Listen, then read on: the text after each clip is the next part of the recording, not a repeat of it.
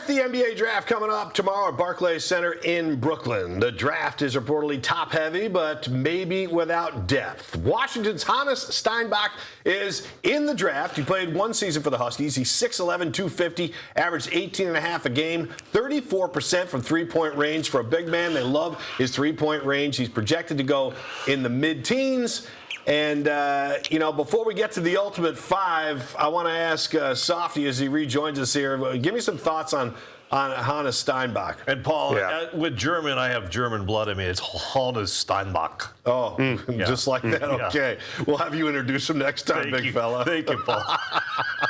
Every time I say the name Hannes Steinbach, I think of Die Hard, by the way. Am I thinking of the wrong thing here? No, you're close, man. Yeah, he was on the movie. Hans Gruber. Hans Gruber, yeah, there you go. Close. There you go. Yeah. I mean, I just look, for me, I think he's going to be fine in the NBA. I mean, technically, he's very sound, obviously, right? He's a smart guy, no doubt about it, really mature for his age. And my problem as a Husky basketball fan is I just don't feel any real connection with these guys. And maybe I should, right? Maybe when the draft is going to happen tomorrow and they call his name, I should be sitting up there crying tears of joy. Oh my God, our guy went the first round. But Stewart, Jaden McDaniels, Markelle Fultz, Steinbach now, all these guys that came and went after a year or two at the most.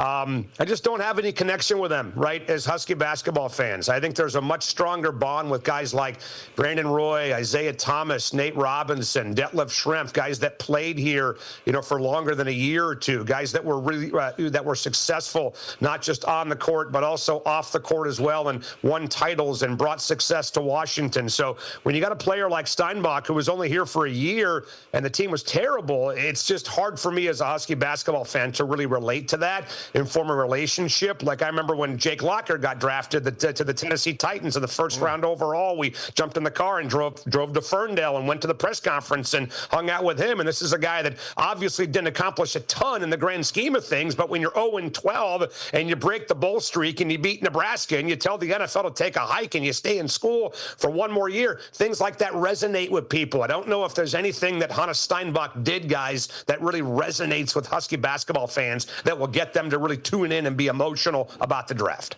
Yeah, makes total sense. Total sense. All right, we're ranking the Huskies' top 5 first-rounders on the eve of the NBA draft. Let's bring in our producer, Joel, who's feeling pretty confident. Got the hat backwards, as always, looking sharp. Take us through the top 5. Let's start with number 5, Joel. Well, this is a tough list because it's all about the Huskies, and as a Coug, this really hurts me, but I'll power through this. I will power through this. At number 5, we got Nate Robinson. The guy played 11 seasons in the NBA, 3-time slam dunk champ, scored 6,800 points in his career. And his best year in the NBA in 2008-2009, he scored 17 points per game. So he wasn't a slouch. He was pretty good. No, I got him I got him a little higher, Joe. I got him on number 3 on my list. Whoa. But, yeah. Whoa. Yeah, you got him. At least you got him in the top 5, Joel, because he definitely belongs there. Softy?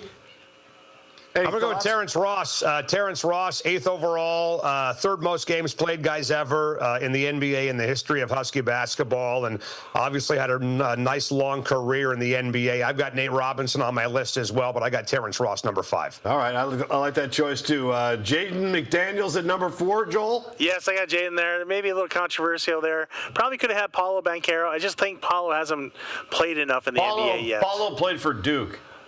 Oh, shoot, that's right. What am I thinking? Yeah, no worries. It wouldn't matter. It's way too early to even rank him. Okay. Sorry, Should we just not do this anymore with him? I am convinced that you do this, Joel, on purpose. There's no other explanation for this.